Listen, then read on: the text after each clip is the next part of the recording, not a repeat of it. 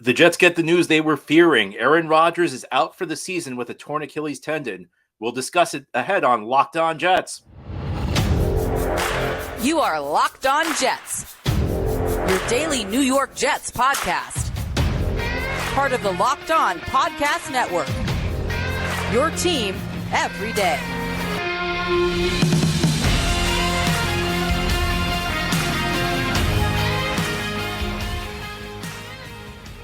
Welcome. This is the Locked On Jets podcast, part of the Locked On Podcast Network, your team every day. It's Tuesday, September 12th, 2023, and I'm your host, John B. from GangGreenNation.com.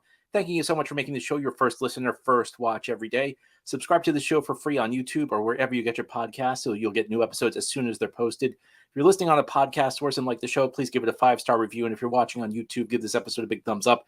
It helps us out and helps other Jets fans find the show. This episode of Locked On Jets is brought to you by PrizePicks, the easiest and most exciting way to play daily fantasy sports. Go to prizepicks.com/LockedOnNFL and use code all lowercase LockedOnNFL for a first deposit match of up to $100.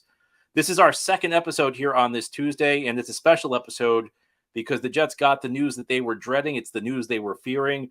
Robert Saleh mentioned it in his post-game press conference last night after the Jets beat the Buffalo Bills. Of course, if you were watching, you know Aaron Rodgers left that game after 4 plays with a lower body injury. The Jets initially said it was an ankle injury. However, preliminary tests done during the game suggested that Rodgers had suffered a torn Achilles tendon, which would cost him the rest of the season. An MRI on Tuesday morning confirmed it. The Jets announced it officially at Robert Saleh's afternoon press conference today. So the Jets will play the rest of the 2023 season without Aaron Rodgers. And I don't think I need to tell you how devastating this is for the franchise. And there's plenty of time to talk about the mechanics of how this is going to work for the Jets, how it's going to impact the team, how the team needs to recover from it. But I just want to talk about the fan base for a second, because I don't think a lot of NFL fans, and there are going to be some people who listen or watch this episode who root for different teams. And I don't think most fan bases understand exactly what this means to the Jets fan base. I think there are a couple that do. I think like Cleveland Browns fans will get it. I think Detroit Lions fans will get it. The Eagles won a Super Bowl 6 years ago, but I think that their fan base's suffering is close enough that they can remember what it felt like. Being a Jets fan is different than being a fan of practically any other team in the NFL. When I grew up, the New York Rangers in the NHL, the hockey league, had a 54-year championship drought. It has now been 54 years since the Jets won a championship. And when the Rangers had that long drought, there was talk about them being cursed, about how their fans had waited so long, their fans had suffered. When you root for a team that goes decades without winning a championship, it just changes everything. And I was thinking about this last night as I was watching the game, how strange it is being a sports fan, because so much of your happiness in day-to-day life is determined by men playing a game, men you'll never meet. And you think about it, and on some level, it's kind of silly. Why should a game make you so much happier or so much sadder? But that's what being a sports fan is. And I think part of it is it helps us get away from the troubles of our daily lives. If you have a rough day at work, you can go and watch a game. And it's a common experience. You get, a lot of us root for the same teams as our friends, as our family. I'll tell you, I'm a Jets fan because my dad was a Jets fan. And I loved watching the games with him when I grew up, when I was a kid. And my dad actually tried to talk me out of being a Jets fan. I'll never forget the 1995 draft when we were riding in the car together and the Jets drafted Kyle Brady. And my dad begged me. He said, please, you're young enough. And I was a kid then. He said, you're young enough. Don't put yourself through the suffering of being a Jets fan. Don't make the same mistake I made. The problem was that I had already become a Jets fan, and I already understood that in sports, once you pick your team, that's your team. There's no going back from that. And most of sports fandom is suffering. There's only one team that wins the championship every year, but most fan bases get to taste success, and they get to realize that, it's all worth it. So when you go through a rough stretch, the Giants have had a rough stretch the last decade or so, but they know there's a payoff because they've seen their team win multiple championships. They've seen great moments. When you root for a team that's gone decades without winning a championship, you don't know that it's coming. You're always waiting for the other shoe to drop. And you hope that someday there's going to be a payoff. And when you have hope, when something legitimately great happens for your franchise, like a Hall of Fame quarterback wants to come play for your team, it gives you hope. It gives you the belief that maybe things are changing. And you just don't want anybody to mess with that. I mean, you could sense it in the fan base. Nobody really wanted to hear anything else because you don't want to mess with it. You don't want anybody contributing to, like, as silly as it sounds, you don't want anybody contributing to bad luck by giving bad thoughts. I mean, that's what being a fan is. If you ever, I try and present myself as being rational on this show, but if you ever see me watch a game, I'm pacing during a game. If something goes well for Jets, I'm not moving from my spot because I'm trying to just will the Jets to victory. And you always have that doubt when your team has this tortured history that something bad is going to happen. I wrote about this last night, that even by the standards of Jets fandom, where you're always waiting for the worst possible thing to happen, I don't think anybody in their heart of hearts thought Aaron Rodgers was going to go down 4 plays into the season. It was just ridiculous. I mean, if this was a Hollywood script on a tortured team, I wrote this, the writer who came up with it would have the script rejected and he'd be fired for coming up with such a lazy script. It's just too unbelievable. And, you know, I don't know how much I care about me. Look, I love the Jets. I really want to see the Jets win. I care about my dad. I mean, my dad was so excited when Aaron Rodgers got traded to the Jets because he suffered a lot. I mean, he still talks about a game in 1987 in the postseason. I think it was a divisional round game when the Jets blew just this horrific game in Cleveland. Mark Gastineau had a roughing the passer penalty. It still impacts him to this day. And I just want to see my dad get a chance to enjoy a Jets Super Bowl because he loves the Jets. And he suffered a lot the last couple of years.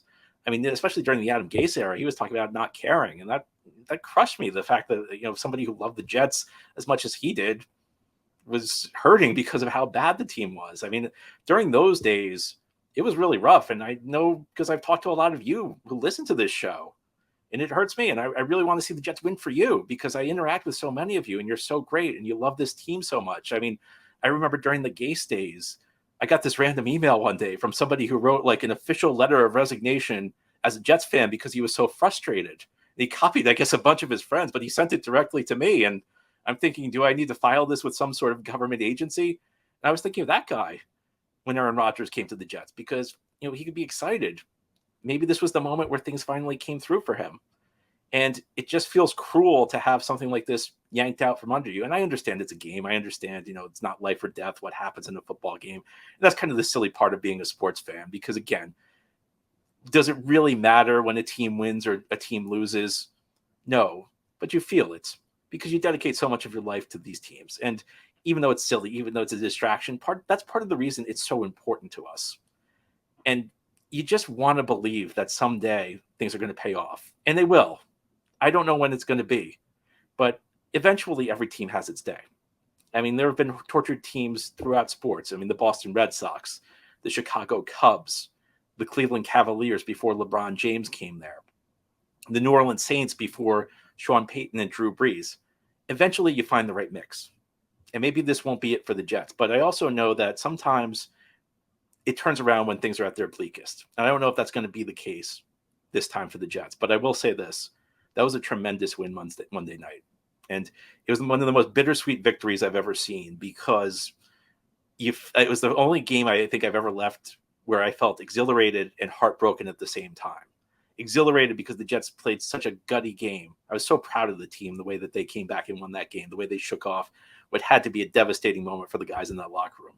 But I was heartbroken because it felt like a great opportunity. This Hall of Fame player, it wasn't just a Hall of Fame player. He wanted to be here.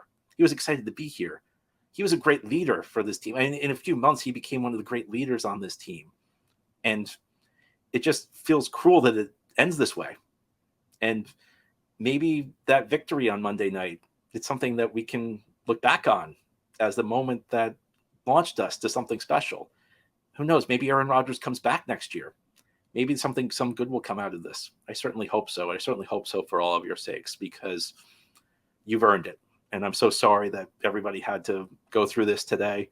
I know it's just a game, but it certainly stung me, and I'm sure it stung you. Now, here on the Locked On Jets podcast, we'll talk plenty more about the Aaron Rodgers injury. It's going to be the topic of the next couple of days. It could be the topic of the season. And we'll get into it a little bit deeper as we continue this special Tuesday, second edition of the Locked On Jets podcast. This special edition of Locked On Jets is brought to you by FanDuel Sportsbook. Get ready for the NFL season with incredible offers from FanDuel, America's #1 sportsbook.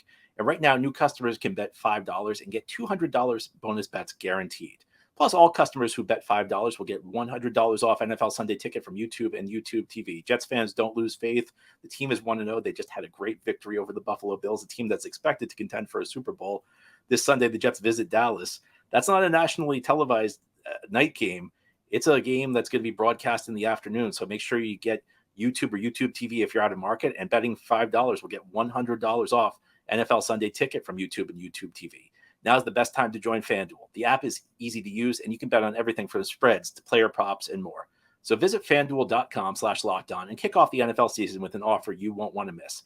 FanDuel, official partner of the NFL.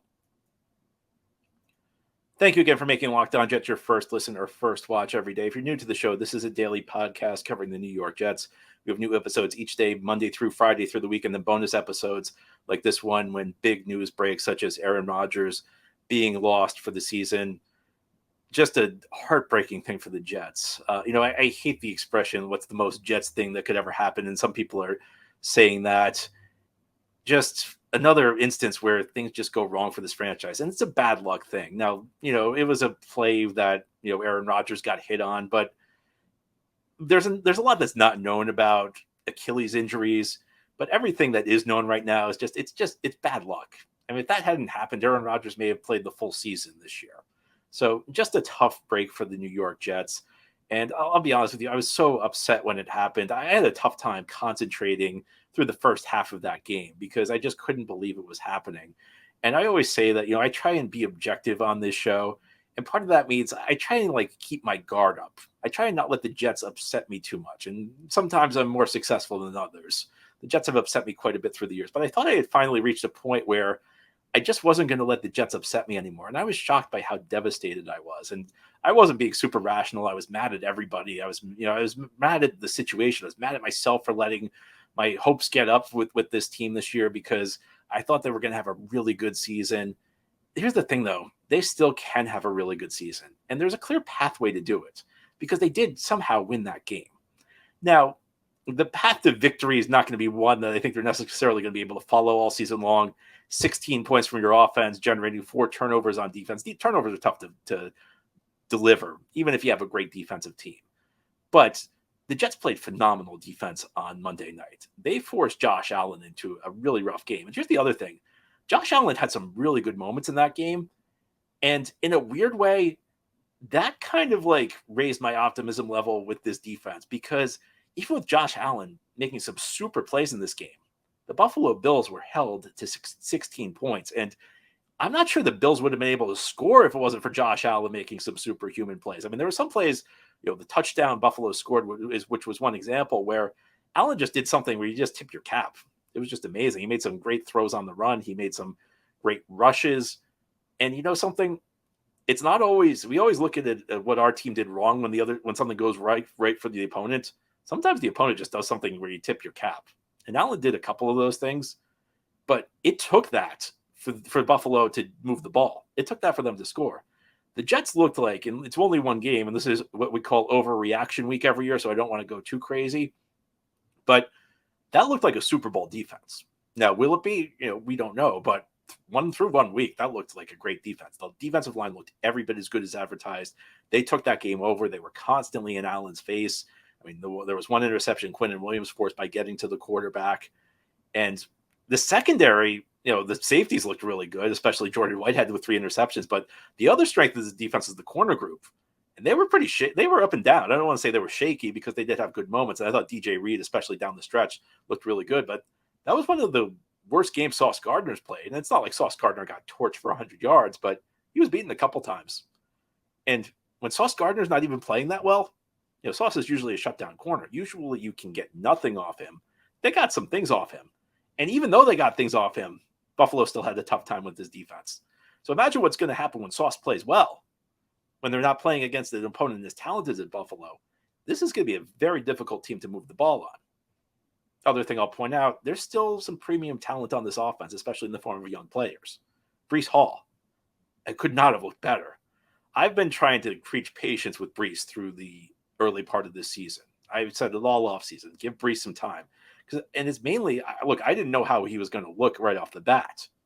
And I wanted to be cautious because I think the worst thing you could do on a young player, especially one recovering from injury, is put expectations too high on him. If I go out there and say Breece Hall through the offseason, say Breece Hall's going to be great week one, and he's not, he may be playing perfectly fine. It may be a perfectly reasonable recovery time from injuries. But you may look at this and say, well, what's wrong with Breece? Well, it doesn't necessarily mean that there would be anything wrong with him. It would just mean he'd be recovering from injuries. I don't think I was expecting Breece to look that great so soon. I mean, there was like this one 3-play stretch at the beginning of the game where the Jets got to stop, and then Breece Hall rips off a 26-yard run. It's like, oh my goodness, we got Aaron Rodgers, we got this defense, and Breece Hall looks like Breece Hall again. And Breece ripped off an 83-yard run later.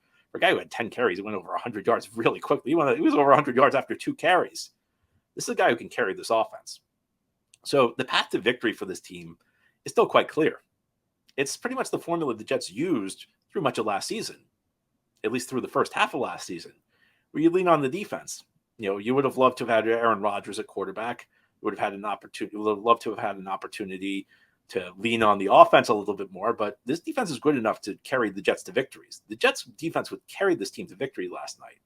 And it was a tough spot because I think emotionally it really had to be something that hurt. I mean, I think every Jet fan felt it during the game. How are we going to get over this? And the defense rose to the occasion. The defense did not sit there and feel sorry for itself. They just said, you know what? We're going to go take this game over. We're going to deliver a victory. And on offense, Breece Hall gave you enough. He gave you that big play potential. And last year when Breece was playing, it kind of helped Zach Wilson out because it let Zach Wilson kind of come along at his own pace. Jets weren't getting a ton out of Zach Wilson at the early stages of last season, but nobody really noticed it until Breece went out when the Jets had to lean on the passing game more because they were able to lean on the rushing game so much, generate just enough offense, and the defense was not requiring them to score many points that you could live with Zach Wilson struggling a little bit. You could let Zach Wilson get that experience. And, maybe Garrett Wilson chips in a play or two here and there, and he certainly did last night. That touchdown catch is still one of the most amazing catches I've seen in recent memory in the NFL. It's going to be tougher. Look, there's no question about it. You'd rather have Aaron Rodgers at quarterback. Look, the Jets spent the entire offseason hyping up Aaron Rodgers, and with good reason. Aaron Rodgers is one of the greatest quarterbacks to ever play the game. This team is going to be much more challenged with Aaron Rodgers not at quarterback, with Zach Wilson in there instead of Aaron Rodgers. But there's a clear path to victory. The Jets were 5-2 last year with essentially the same team, and they followed this formula: strong defense, Breece Hall dominating on the run game, and then getting a couple passes here or there from Zach Wilson, maybe to Garrett Wilson. And Zach was kind of up and down in this game, but you know what? When the chips were down, he made a couple big-time throws that helped the Jets on a huge touchdown drive in the fourth quarter get the game tied up. So there is a pathway to success here. I remember it was just around this time 3 years ago. It was between week 1 and week 2 when Sam Darnold got mono. And I told you, I said it then. I said in 2019, the season's over. And I got some pushback for that. But it was true. I meant it then, and I think it proved accurate, even though people did not want to hear it. I'm here to tell you right now, 4 years later, actually, it was 2019. So I'm sorry, 4 years, not 3 years, but 4 years later, I'm here to tell you, losing Aaron Rodgers hurts. This team is worse for not having Aaron Rodgers. The season's not over. This has a chance to be a very good Jets season. Maybe the Jets can finish this season better than they did last year. Maybe this was the one injury that they'll suffer. We certainly hope so. Now, ahead here on the Locked On Jets podcast, we'll close out the special Tuesday episode. I'll give you some final thoughts on this Aaron Rodgers injury, how the Jets may be able to get over it. That's continuing this special edition of Locked On Jets. This special episode of Locked On Jets is brought to you by PrizePicks. PrizePicks is very simple to play. You can make picks and submit your entry in less than 60 seconds. Quick withdrawals, easy gameplays, and an enormous selection of players and stat types help make PrizePicks the #1 daily fantasy sports app. You want to get your mind off the Aaron Rodgers injury? Play PrizePicks. You can select Saquon Barkley for more than 60 yards, Patrick Mahomes for more than 2 passing touchdowns, Justin Jefferson for less than 100 yards, and Lamar Jackson for more than 1 passing touchdown. And PrizePicks offers weekly promotions that can lead to big payouts like Taco Tuesday.